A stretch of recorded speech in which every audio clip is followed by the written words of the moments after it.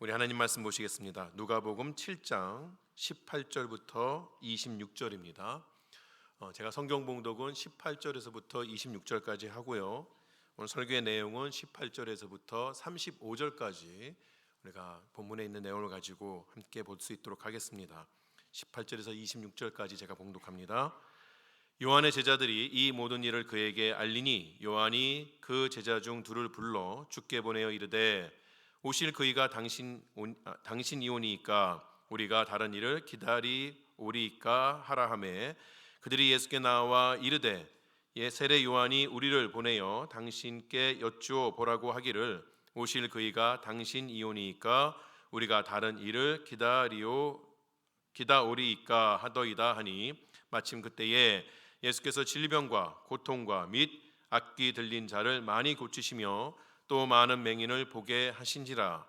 예수께서 대답하여 이르시되 너희가 가서 보고 들은 것을 요한에게 알리되 맹인이 보며 못 걷는 사람이 걸으며 나병 환자가 깨끗함을 받으며 귀먹은 사람이 들으며 죽은 자가 살아나며 가난한 자에게 복음이 전파된다 하라.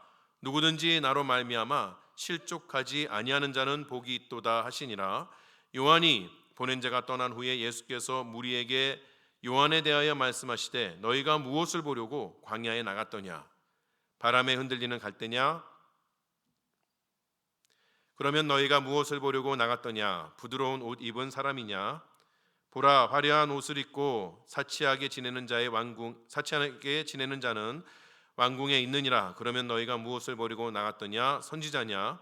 옳다, 내가 너희에게 이르노니 선지자보다도 훌륭한 자리나. 아멘.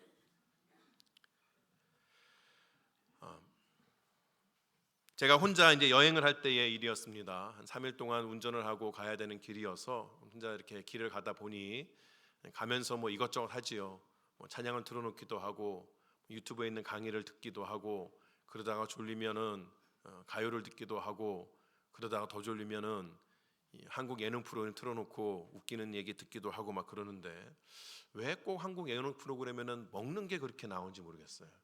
이렇게 운전하다가 보는 게 갑자기 그 안에 있는 사람들이 찌개를 맛있게 있는 모습을 이렇게 보게 되면서 제 마음 깊숙한 곳으로부터 올라오는 게 있죠.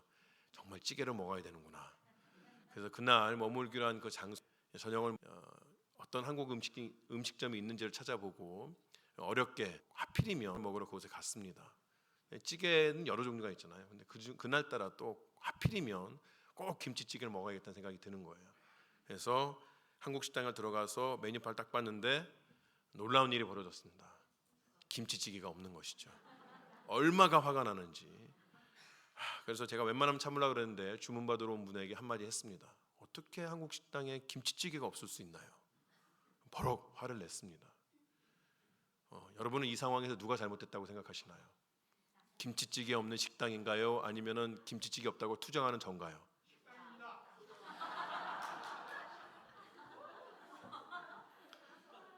감사하긴 한데 제가 걱정이 되긴 합니다.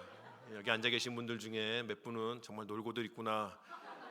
뭐 저런 목사가 다 있나 싶기도 하고 여러분 너무 걱정 안 하셔도 됩니다.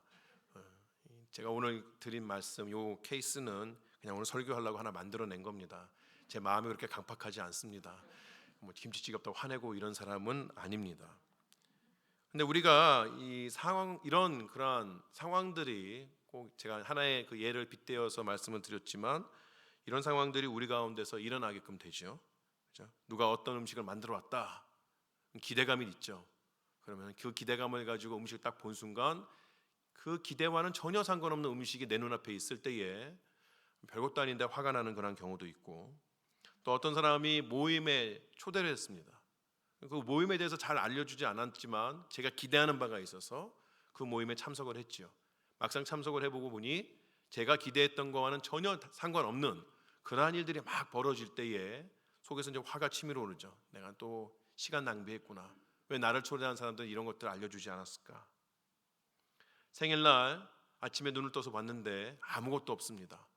집안 식구들이 나를 보고는 그냥 다 젊은 사람들 하는 말로 쌩 까고 지나가는 거죠.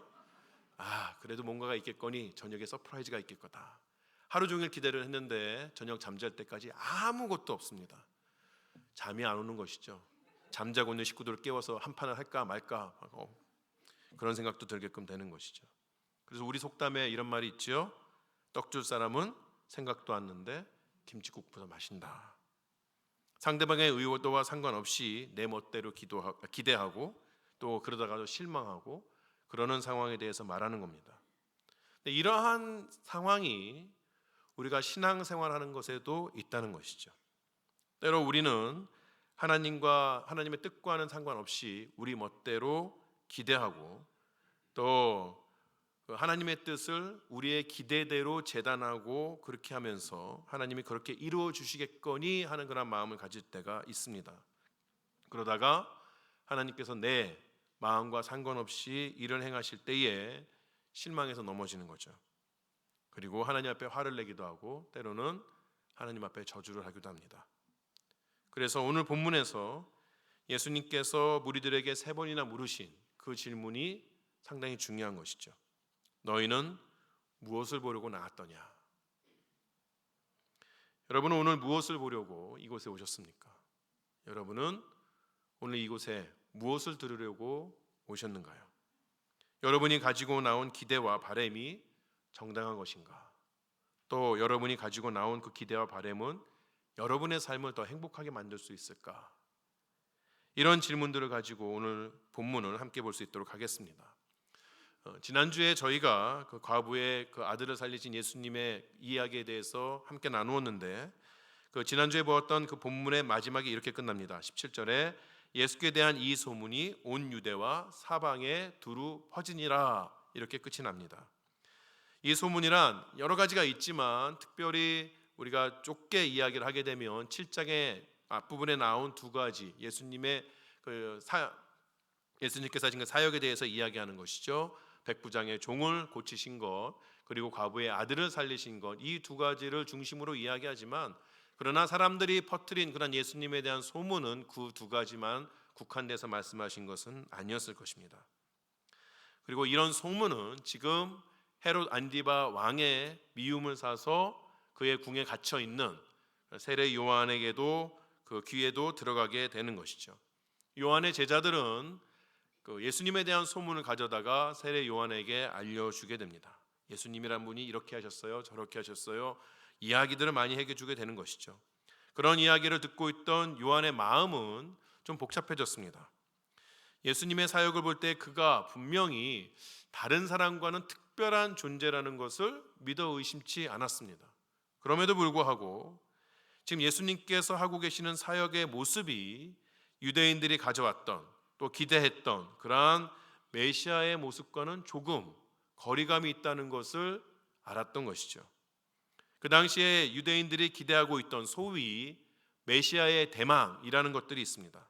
몇 가지 형태가 있는데 오시는 메시아는 로마에게서 해방을 통한 이스라엘의 정치적인 회복을 가져다 주든지 아니면 하나님의 원수들에 대한 더 묵시적인 복수, 천군 천사를 데리고 와서 불을 내려서 죄인들을 멸망케 하는 그런 아주 초자연적인 그러한 일들을 일으키시든지 아니면 이스라엘 안에서 아주 큰 그러한 영적인 회복의 물결을 일으키든지 이러한 것들이 오시는 예수님께서 하실 일이라고 기대하고 있었던 것이죠. 그런데 이때까지 보여온 예수님의 그 행적이라는 것은 이런 사람들의 기대와는 조금 먼 것이 되는 것이죠. 요한에게 있어서도 예수님의 이제까지 행적에 이해하기 어려운 부분들이 있었습니다. 예수님이 가난한 자들을 일으키고 병든 자를 고쳐주고까지는 좋은데 예수님의 사역에서 그가 보고 싶었던 한 부분이 빠져 있다는 것이에요. 다른 건 다 그렇다 쳐도 심판 부분이 없다는 것이 그의 마음을 어렵게 했습니다. 우리가 누가복음 3장에서 보았던 요한의 그 외침, 광야에서 그가 많은 사람들을 향해서 외쳤던 그런 외침 중에 이러한 구절이 있습니다. 알곡은 모아 곡간에 드리고 쭉저기는 꺼지지 않는 불에 태우시리라. 이것이 오시는 메시아가 할 일이죠. 하나님의 백성들은 안전하게 보호하실 뿐만 아니라 이제까지 하나님을 대적했던 그 사람들은 불을 내려서 그들을 분명하게 심판하실 것이라고 그렇게 믿어왔던 것이에요. 그런데 지금 예수님께서 하시는 모습이 어떻습니까? 예수님은 세리, 이방인, 과부 이렇게 사회에서 주목받지 못한 그러한 사람들을 만나시는 것뿐만 아니라 그들을 만나셔서 너희의 죄가 크다, 너희 이대로 있으면 하나님의 심판을 받는다 이렇게 말씀하시기는커녕 그들과 먹고 마시면서 그들을 위로하고 또 그들을 세워주시는 그러한 일들을 하고 있다는 것이에요. 그런 소문을 듣는 요한의 마음에는 예수님에 대한 의심이 일어날 수밖에 없었던 것이죠. 그래서 그는 제자들을 다시 예수님 앞에 보냅니다. 그리고 이런 질문을 하게 합니다. 오실 그이가 당신 이오니이까 우리가 다른 일을 기다리오리이까. 저는 항상 이런 구절을 읽을 때마다 우리 성경이 조금 더 쉽게 했으면 좋겠다는 생각을 합니다. 당신 이오니이까. 여하튼 질문은 확실하죠? 정말 우리가 기다렸던 분이 당신 맞습니까? 그런 질문이에요. 요한의 제자들이 예수님을 찾아왔을 때 예수님께서는 평소처럼 많은 사람들을 만나시면서 여러 병자들과 귀신 들린 자를 고쳐주고 계셨습니다. 요한의 질문을 가지고 온 그의 제자들에게 예수님께서는 그 질문을 듣고서는 다른 어떤 말씀을 하지 아니하시고 이사야서 여러 부분에 나왔던, 이사야서는 구약이죠, 앞으로 오실 메시아가 어떤 분이냐에 대한 그런 여러 예언들을 뭉쳐서 하나로 대답을 해주십니다. 그 말씀이 바로 22절의 말씀입니다. 예수께서 대답하여 이르시되 너희가 가서 보고 들은 것을 요한에게 알리되, 여기서부터가 이제 예수님의 대답이죠. 맹인이 보며 못 걷는 사람이 걸으며 나병 환자가 깨끗함을 받으며 귀먹은 사람들이 들으며 죽은 자가 살아나며 가난한 자에게 복음이 전파된다 하라. 이사야서의 예언은 분명 오실 메시아에 대한 것이었습니다. 그리고 그 일을 지금 예수님께서 많은 사람들 앞에서 보란 듯이 이루고 계시는 것이에요. 그런데 예수님께서 자신이 메시아인 것을 증명하기 위해서 무엇을 더 해야 하셨을까요? 사실 이 22절에 나오는 예수님께서 말씀하신 그 부분은 이사야서에 없는 것도 포함이 되어 있습니다. 죽은 자를 살리시며 이 부분은 사실 이사야서 예언에는 없는 부분이에요. 그렇다면 예수님께서 지금 메시아로 오셔서 많은 사람들에게 증거하고 있는, 자기 자신에 대해서 증거하고 있는 수많은 일들은 이제까지 유대인들이 기다려왔던 그 메시아의 모습보다 훨씬 더 강력한 힘과 능력과 그 어떤 사역들을 감당하고 계시는 것이죠. 예수님께서는 자신이 이 땅에 오신 이유가 무엇인지, 성부 하나님으로부터 부여받은 자신의 임무, 사명이 무엇인가를 한 번도 잊어버리신 적이 없습니다. 그분은 정확하게 이해하셨고 그 일을 행하고 계시는 것이에요. 22절에 나오는 사람들, 즉 맹인, 못 걷는 사람, 나병 환자, 기먹은 사람, 거기에 더해서 예수님의 치유 사역 가운데 등장하는 귀신 들린 사람, 혈류병 환자, 그리고 죽은 자들, 이런 사람들은 하나같이 다 그 당시에 사회에서 심각하게 부정함을 가졌다고 여김을 받는 그러한 사람들이었던 것이죠. 그리고 공동체에서 배제가 되었던 그러한 사람들이었습니다.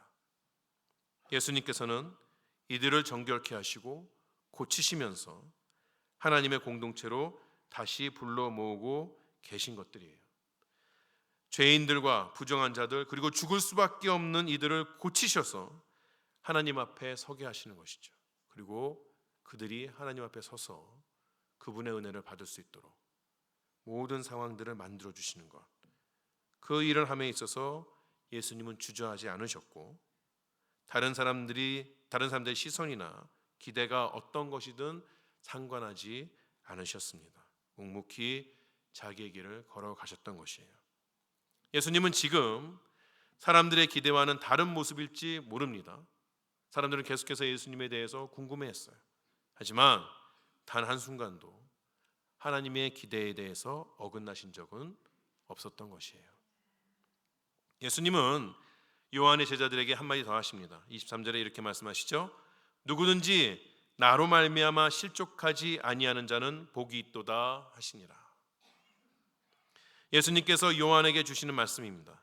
이제 요한은 다시 눈을 크게 뜨고 하나님 말씀을 바라보면서 그 하나님 말씀에 비추어서 예수님을 판단해야 하는 것이에요. 그가 가진 기대나 욕심 때문에 예수님의 메시아됨을 의심하지 말라고 예수님 분명하게 말씀하여 주고 계시는 것이죠. 요한이 선포했던 그 말씀대로 예수님은 자신의 인을 감당하고 계신 것을 믿어 의심치 말라고 확인하고 계시는 것이에요. 예수님의 대답을 받아든 요한의 제자가 이제 다시 요한에게로 떠나갔습니다. 그럼에도 불구하고 예수님은 무리에게 그 요한에 대한 이야기를 계속해서 하십니다. 이건 예수님께서 요한의 뒷담화 하시려고 그런 게 아니에요. 쟤는 뭐 감옥에 있으면서 저런 걸 물어보니, 이런 게 아니라는 것이죠.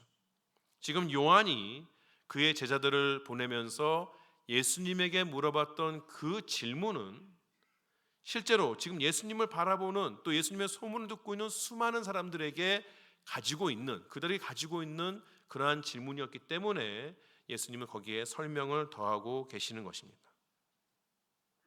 예수님의 정체가 무엇이냐? 그것을 사람들은 계속해서 주목해보고 있었던 것이죠. 예수님의 정체를 알고 실족하지 말아야 하는 그런 사람은 세례 요한뿐만 아니라 지금 예수님 주위에 있는 많은 사람들, 또 멀리서 예수님의 소문을 듣고 있는 그런 모든 사람들이기도 했기 때문에 예수님은 그 이야기를 계속해서 진행하여 나가십니다. 그러면서 예수님이 무리들에게 물으십니다. 너희가 무엇을 보려고 광야에 나갔더냐? 이건 지금의 상황은 아닌 것이죠. 세례 요한의 때를 말하는 것이죠. 너희 세례 요한 알지? 그때 너희가 광야에 나갔지. 너희는 그때에 무엇을 보려고 광야에 나갔던 것이냐? 너희가 바람에 흔들리는 그 갈대를 보려고 나간 것이냐? 그런 거 아니지 않냐? 화려한 옷을 입고 너희 앞에서 부유함을 보이는 그런 사람들 보이러 갔느냐?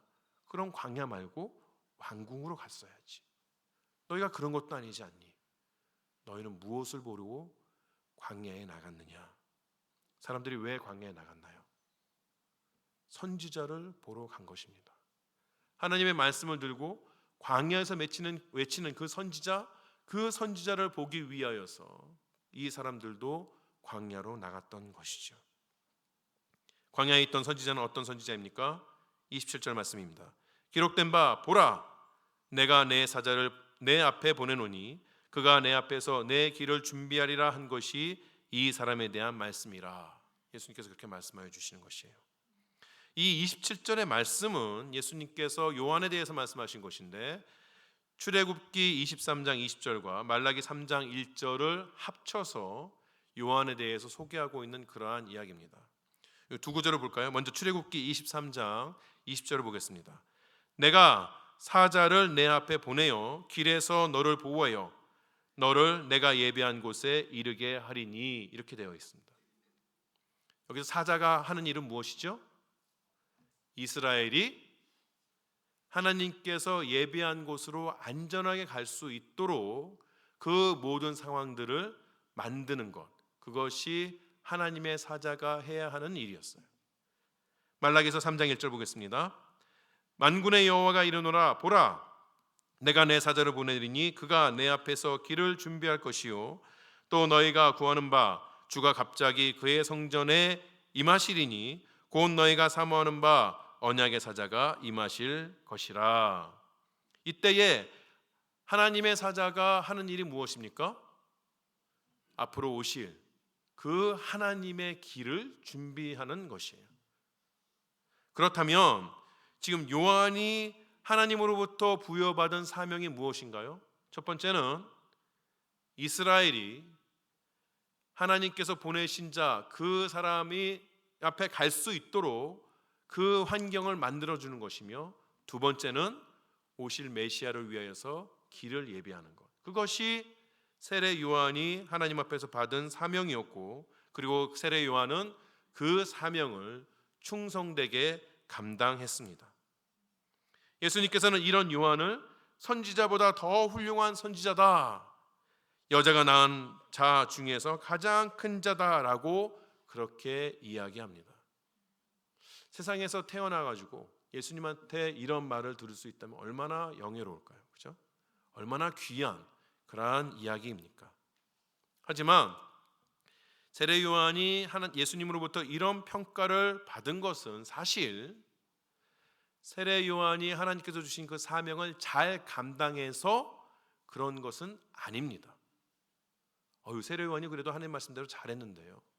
근데 그것만 가지고 세례 요한이 가장 큰 선지자라고 말하면 구약의 많은 선지자들이 좀 이렇게 마음에 상처 입지 않을까요? 나도 그래도 열심히 했는데, 나는 더한 상황에서 내 그냥 몸에 가시 뭐죠? 혈창을 다 둘러주고 그렇게까지도 했는데, 많은 사람들이 나를 손가락질 할 때도 그렇게 했는데 서운하지 않겠습니까? 세례 요한이 예수님으로부터 이런 평가를 받는 것은 그가 했던 일이 크기 때문이라기보다, 그렇게 말씀하실게요. 그러니까 그가 한 일이 아주 충성됐다, 그의 어떤 인격이 있다, 이렇게 말하기보다는 그가 하고 있던 사역의 특수함 때문에 그런 것이라고 말씀드릴 수 있는 것이죠.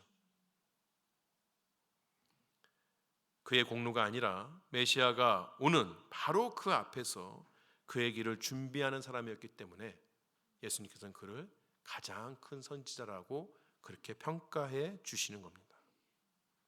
자, 요한이 그 어떤 것보다 하나님 앞에서 그의 일을 예배했다는 것만으로 이렇게 귀한 평가를 받을 수 있다면, 그럼 예수님의 십자가 사건 이후에 예수님과 함께 그 길을 걸어가는 사람들은 어떠한 평가를 받겠습니까? 예수님께서 말씀하시죠. 천국에는 가장 작은 자라도 요한보다 큰 자다, 그렇게 말씀하여 주고 계시는 것이에요. 왜? 똑같은 그러한 프로세스입니다. 그 천국에 있는 자들의 어떤 공로가 크다기보다는 예수님을 만난 자이기 때문에, 예수님과 함께하는 자이기 때문에 구약에는 어떠한 선지자들보다도 존귀함을 입었다라고 그렇게 여겨지는 것이에요. 우리가 그런 자라는 것입니다. 여러분, 성경 읽을 때마다 가끔씩 자괴감이 느껴지죠? 성경에 수많은 그런 믿음의 사람들을 볼 때 나는 왜? 예수님 뭐라고 말씀하세요? 그런 사람들보다 내가 더 존귀한 자다라고 말씀하시는 것이에요. 내가 잘나서가 아니라 그리스도의 보혈이 우리에게 임했기 때문에, 우리가 천국에서 살기 때문에 그렇다는 것이에요. 우리 옆 사람 보면서 한 번 더 말씀하실까요? 당신은 하늘나라의 큰 자입니다.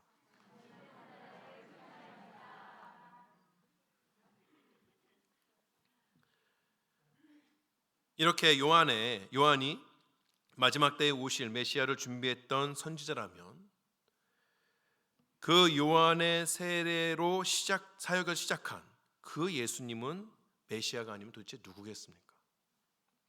어떤 분은 요한을 가리켜서 올림픽 개막식 때 성화를 들고 가는 마지막 주자라고 그렇게 이야기를 해요. 그래서 마지막 주자가 성화대에 올라가서 성화를 탁 붙이게 되죠. 그럼 사람들이 기대하는 게 뭡니까? 올림픽이 시작됐구나, 이제 올림픽 경기가 시작이 되는구나, 그렇게 이야기하죠. 성화를 든 자는 성화를 붙이면서 그의 사역이 끝났다고 볼 수 있지만 더 큰 사역의 문을 연 사람이에요. 그렇죠?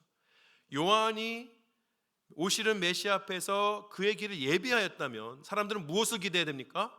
계속 성화 붙이는 자만 바라볼 것이 아니라 이제 사역을 시작하는 그 메시아를 바라보아야 하는 것이죠. 예수님은 요한이 어떤 선지자인지를 알려줌으로써 자신의 정체를 밝히셨습니다.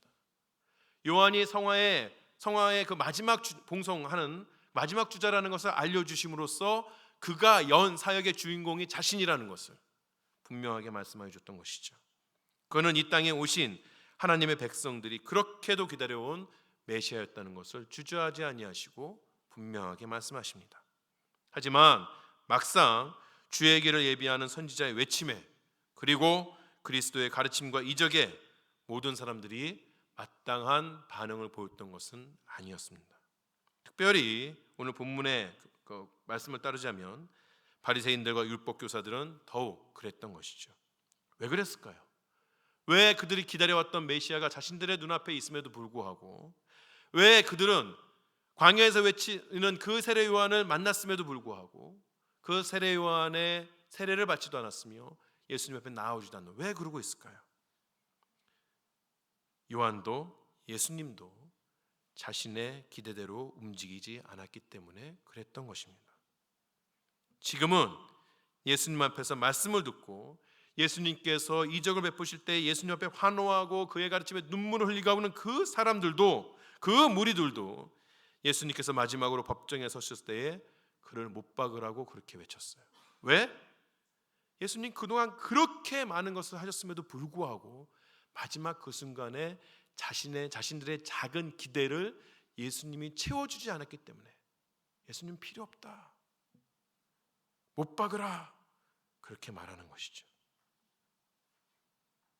예수님께서는 이런 목이 곧고 완악한 이 세대의 사람들을 비유로 말씀하십니다. 31절부터 34절까지 나오는 비유가 이 세대의 사람들에 관한 것이었어요. 이 비유가 내용은 쉬운데 해석하기는 어려워요. 여러분이 아마 설교를 한 10편 들으시면 한 6개, 6개, 5개, 4개 해석을 전혀 상반되게 합니다. 이 장터에 있는 어린아이가 누구냐에 따라서 전혀 다른 그러한 해석을 하는데, 제가 둘 다 알려드리면 여러분 머리가 터지실 것 같고 중간에 막 헷갈릴 것 같고, 제가 보기에 더 정당하다, 합당하다라고 이렇게 생각하는 그것만 오늘 말씀을 드립니다. 자, 비유에서 보면 장터에서 놀이를 하는 아이들이 있습니다.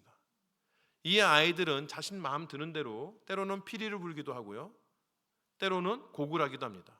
피리를 부는 거는 잔치집의 그러한 상황들을 나타내는 것이죠. 야, 우리 이제 잔치하자, 피리 불면서 막 춤을 추는 거예요.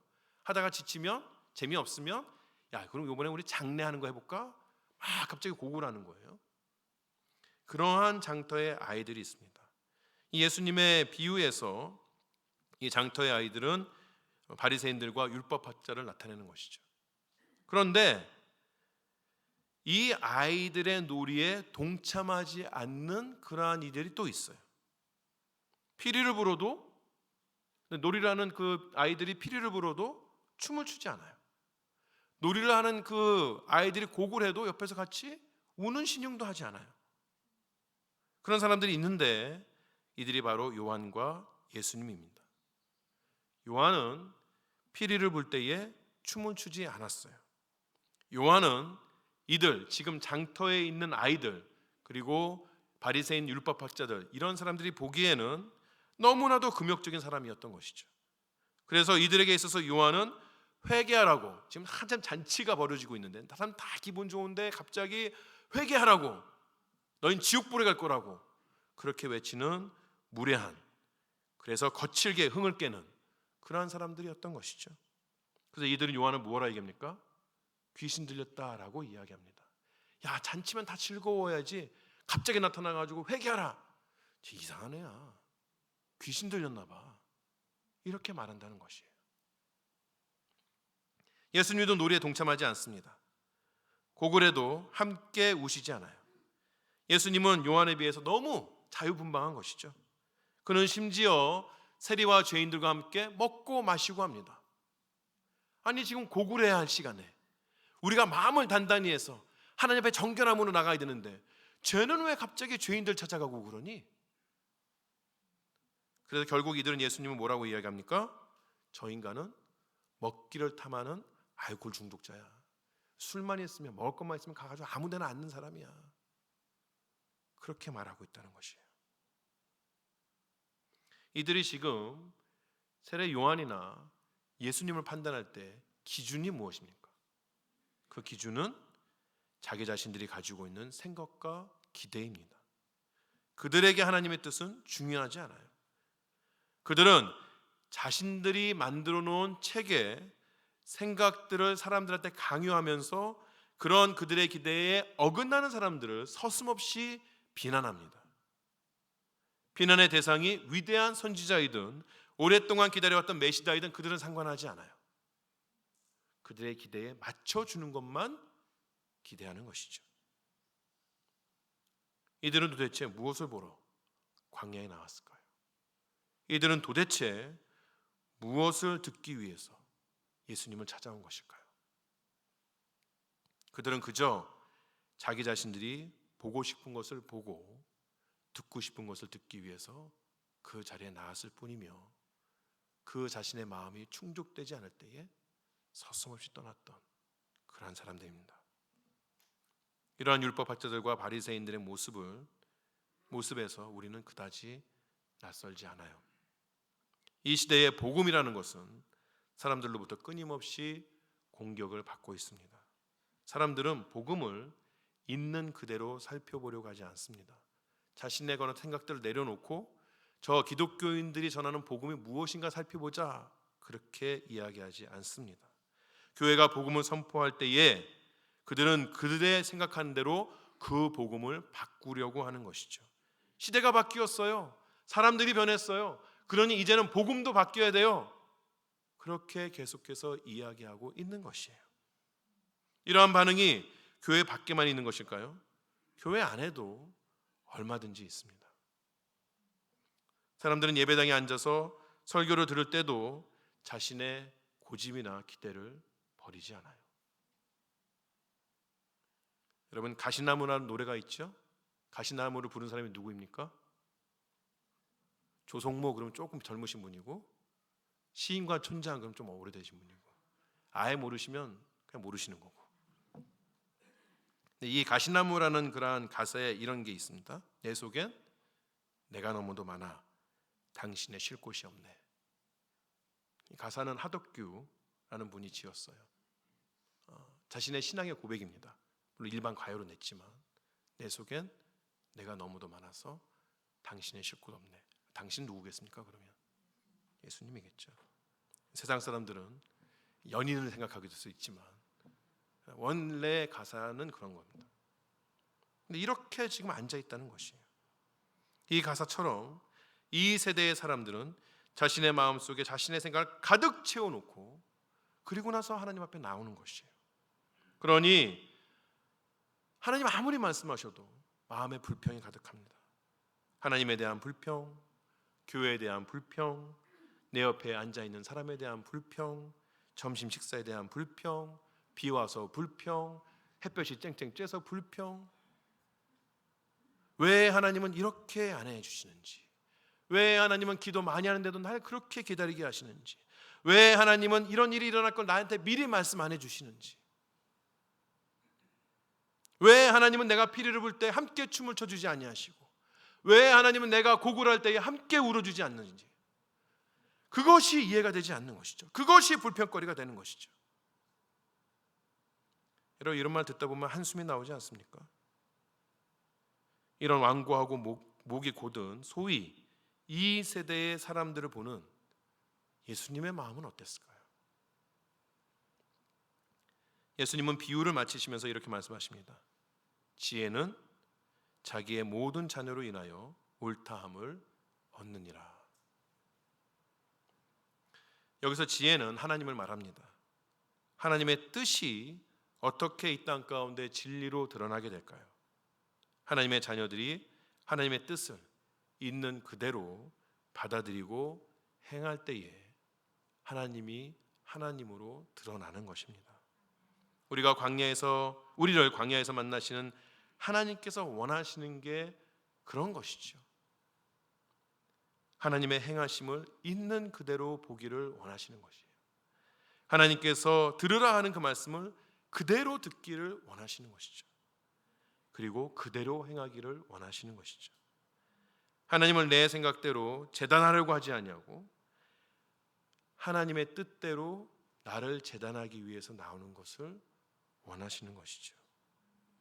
그 뜻이 나의 기대와 생각과는 다르다 할지라도 그 뜻이 나를 살리는 길이기 때문에 그 뜻을 받아들이길 하나님께서는 원하시는 것이죠. 이런 고백이 우리에게 있어야 되지 않겠습니까? 우리가 이렇게 하나님 앞에 나아갈 때 우리에게 생명이 있는 겁니다. 우리 안에 성령이 역사하시는 것이에요. 그럴 때에 우리의 삶의 문제가 해결이 되고 우리에게서 고통이 떠나가게 되는 것입니다. 우리에게 세상이 줄 수 없는 참된 기쁨과 평안이 찾아오게 되는 것이에요. 여러분, 이번 한 주간 무엇을 보길 원하십니까? 무엇을 듣기 원하시나요? 여러분에게만 던지는 그러한 질문은 아닙니다. 여러분이 알든 모르든 전 여튼간에 찬양팀 찬양할 때 열심히 찬양했습니다. 얼마나 찬양의 은혜가 되든지. 그리고 나서 이 위에 올라와서 아까 본문 말씀 읽을 때에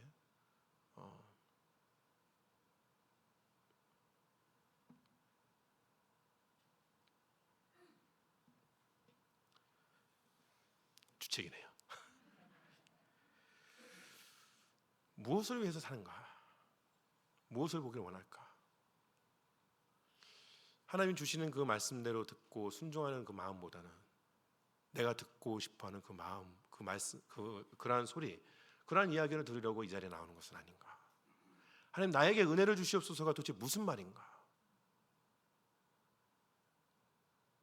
하나님 원하시는 대로 내가 가는 것이 은혜라 생각하지 아니하고 내가 가지고 나온 생각대로 하나님 그냥 내 뒷바라지나 하는, 내가 원하는 바를 만들어 주시면 이게 은혜구나, 그런 신앙으로 예배를 드리는 것은 아닌가? 제 자신이 부끄럽고 주님 앞에서 자신이 없는 그런 마음으로 설교를 했습니다만, 제가 그런 마음으로 설교를 했어도 여러분 앞에 주시는 하나님의 말씀은 분명합니다. 광야 같은 이 세상에서 하나님을 만나시고 그가 보여주시는 것, 말씀하시는 것 마음에 담고 내 기대를 따라서 하나님을 재단하는 것이 아니라 하나님의 기대를 따라서 하루하루 살아나가시는, 그래서 주께서 예비하신 그러한 복을 누리시는 여러분 되시기 바랍니다. 기도하시겠습니다.